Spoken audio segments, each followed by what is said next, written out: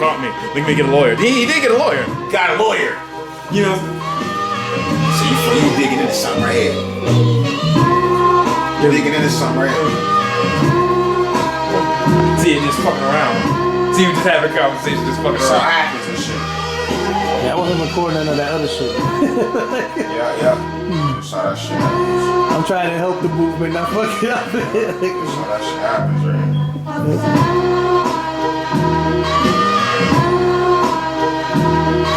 It's even got a drum in it.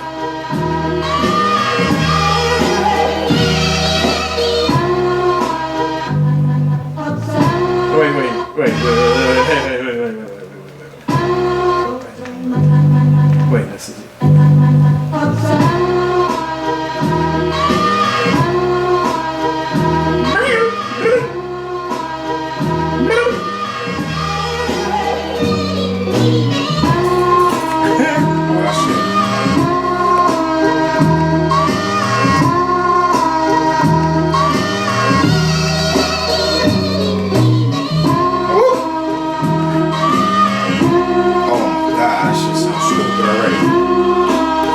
Sounds stupid.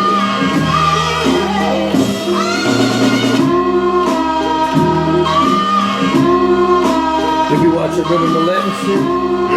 Watch a Rhythm Millet? Yo, they stopped doing it. Why? So I don't know why. They haven't come out with it in months. Yeah, they do. They be doing these cornball dudes and shit that do all that trap crazy shit and all that stuff. Like they don't know how to. Shit. I don't know. I guess they're trying to open up. They're trying to open it to that different. Like yeah, but I think they should call it something else. You know what I'm saying? Like yo. Some shit be sounding dope, like the trap, but like I just don't do that shit. I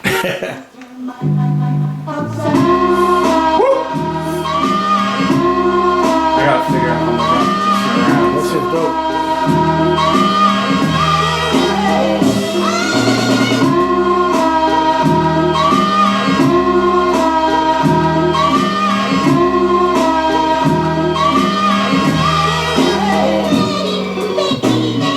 Wait, there's more. Oh, there's more in here.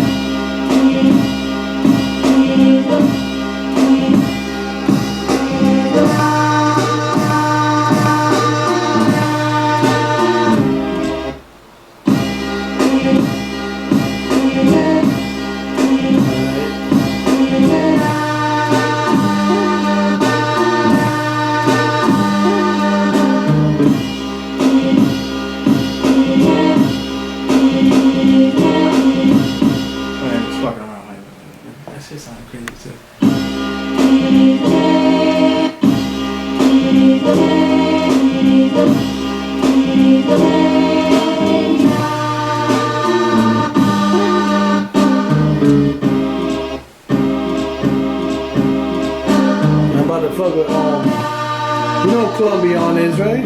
Yeah, you was doing You shit. do a lot of Blackistan stuff, yo. Yeah, oh yeah. Colombiana, I just got off the phone, but I'm gonna try to get him Saturday on this shit. Oh, that's dope.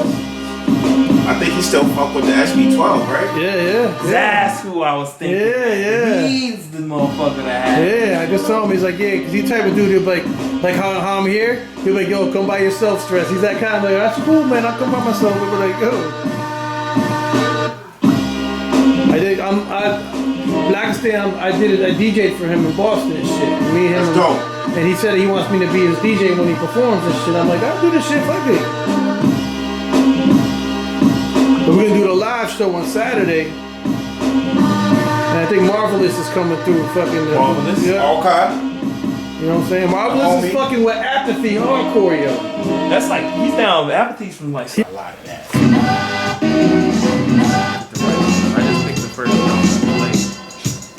And then I'm gonna go back. I gotta go back. There you go.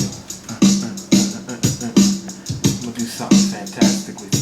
Oh man. This is the shit. Ooh, no, wait.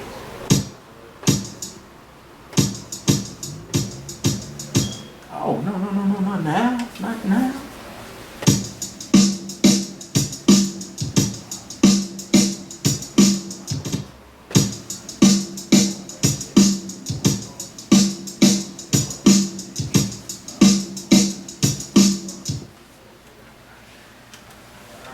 going on, man? This is DJ Stress right now, Producer's Corner right now, rocking with my man, Truck Julius. You know what I mean? Springfield, Massachusetts, one half of the Ear Drugs.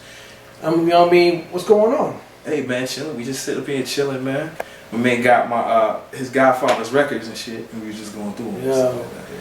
What got you?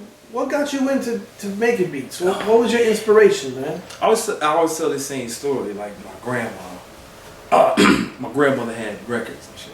So when we was real little, me and my brother, you know, just to keep us busy, she had the big floor joint with the speakers. Yeah. And you open it up and you put the record. Yeah. So she taught us how. That that warm sound that comes out. Yeah. So we was just playing records as little kids. She had like a little collection. She didn't have much. But ever since then, I've been into music. You know, my mom, she always sang in like a church choir. Oh, that's what's up. So I was always around music. She'd be in the house singing all that. And then I don't know, man. I guess there's one time, the first time I could really hear hip hop, as I thought it was something. It was like, so what you're saying from EPMD, that beat. Yeah. And I heard it because my cousin Nicholas put some headphones on me. I was 9 years old. I can remember he put the headphones on me. And now I heard rap and shit before that. Yeah. And you know, you kind of take it for granted. We used to play the record, what's the name? It was like Sugar Hill Gang. Yeah, Rapper's Delight and all that. Well, not the Rapper's Delight. We had this one song. I forget how this shit starts, but we used to play that shit record all the time. But you know, I thought it was just another record. Yeah. But then, like when I heard that, I was like, why would somebody make a beat like that? Yeah. How in the fuck do I do it? And then that was So how did you figure that out? It took a while. So I was 9, and a friend of mine, Damon, his brother was in a group called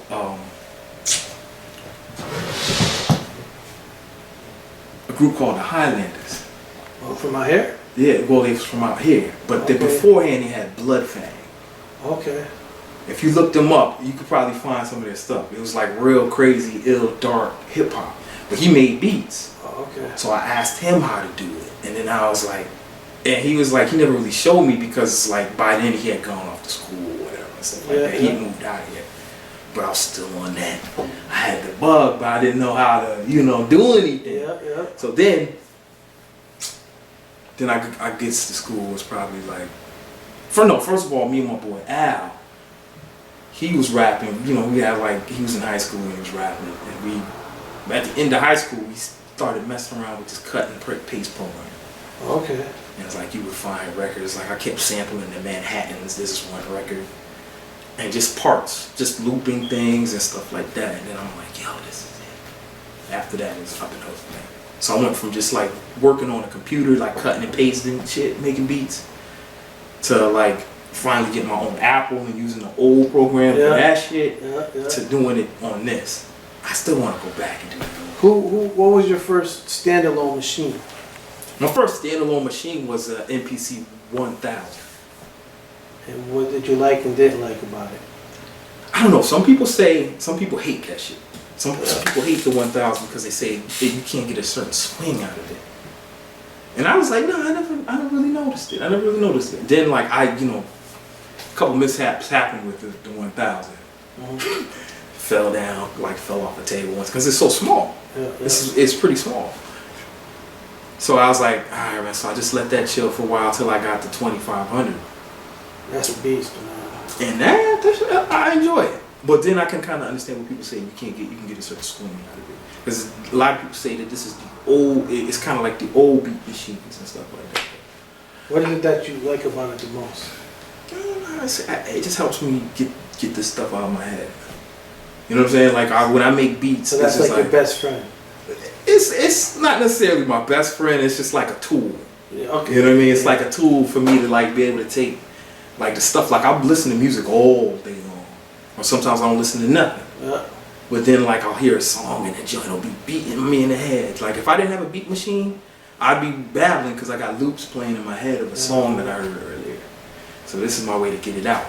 You know what I'm saying? Especially if the song means something to me, during that time. Oh, if I hear it, So yeah, it's a certain time. So you know, certain days I'll get beats out of like just hearing a song in CVS. My man. Yeah. My man's Stan Illa on the camera, you know what I mean? Looking out, making sure we do this correctly. Yeah, Yo, straighten this out. who were some of your inspirations as producers in the industry to make you want to make music? Like hearing like how they did it, besides the EPMD, so what you're saying, which is what? Okay. Yo, so what you're saying is produced by Paris Smith. See, people thought Eric Sermon, that's crazy. Okay. So Paris Smith is one of your inspirations, believe it or not. Realize it or not, but you look at that. See, that's a piece of history. Yeah, he did the first 2 albums, I believe. And then Eric Sermon, maybe even the third. Then Eric Sermon got Then he got yeah. See, that's what I'm trying to get Stan Illa to do some beats soon.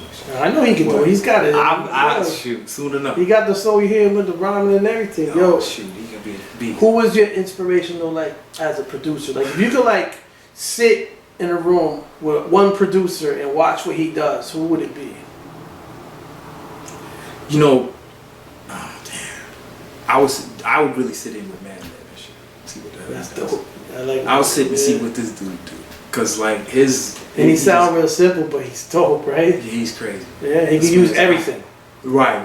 Yeah, He'll yeah. sample a whole record. I just want to just chill in there, see what happens and stuff like that. That's what's up, man. So what you usually start with when you're making a beat?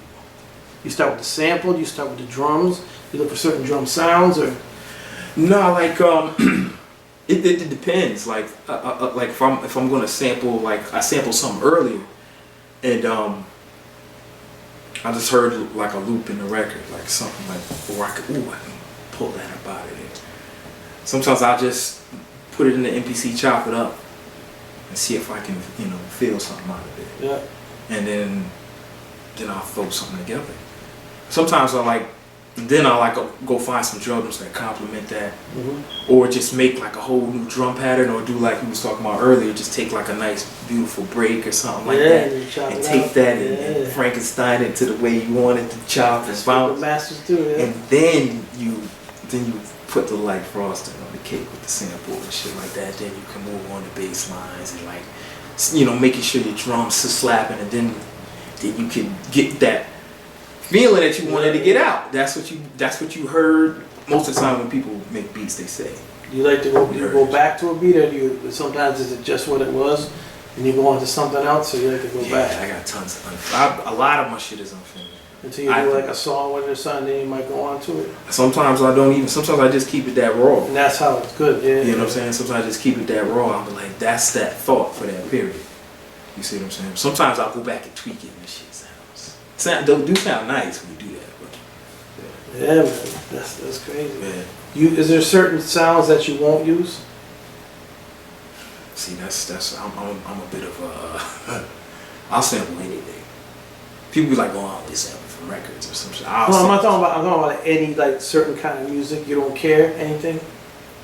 If I can get something out of a polka record, I'll fuck with it. I'll tell you.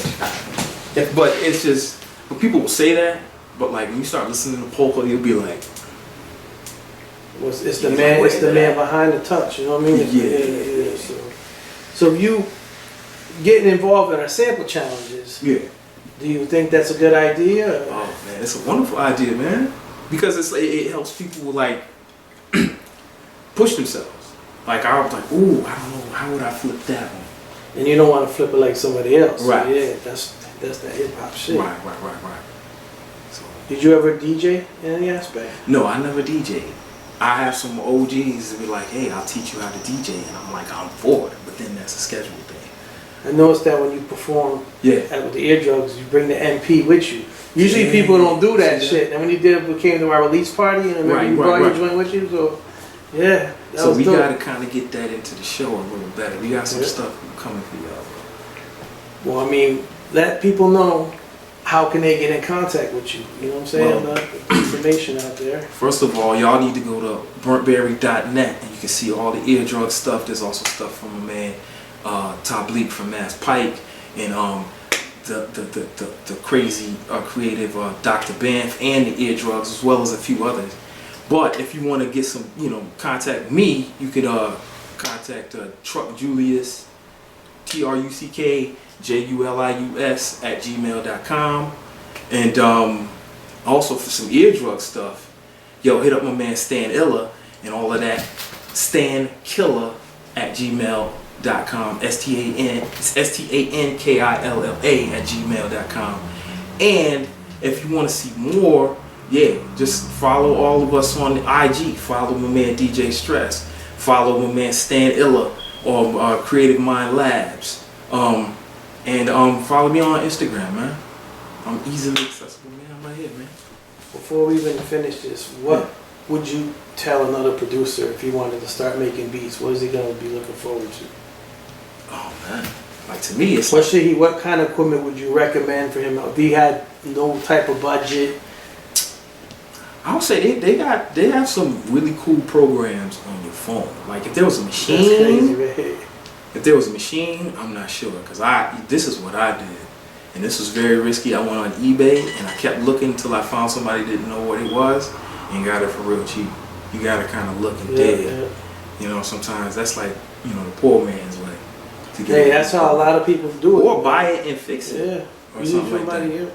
I got a lot of equipment. Yeah. And since I got more equipment, I don't make beats as much as I used to. When you got less, you make more. It's crazy, and that's the truth. That's why when all these big artists come up, like they don't be making Nas, for instance. When's the last time you really heard him? Yeah. He's got everything he needs, so it's like once you got more. Yeah, where's the hunger for? You know what I'm saying? Yeah. When you got less, that's when the grind comes out. See, that's why I like to keep it money. You know what I mean? Yeah.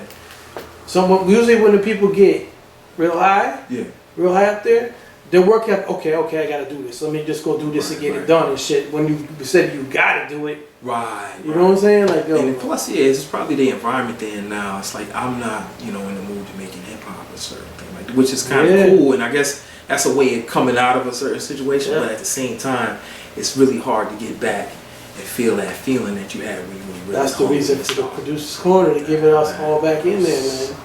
Yeah. You know what I mean? That's my man Truck Julius, Springfield, Massachusetts. You know what I mean? Massachusetts, the Hall of Fame, Springfield. It's cold. You know what I mean? And he's here. You know what I mean? All your information will be underneath you right there too. Get in contact with him. Thank you, my man. Yo, man. Thank you. Yo, man. Yo, it's his birthday today. It's his birthday today. Yes, sir. That's good.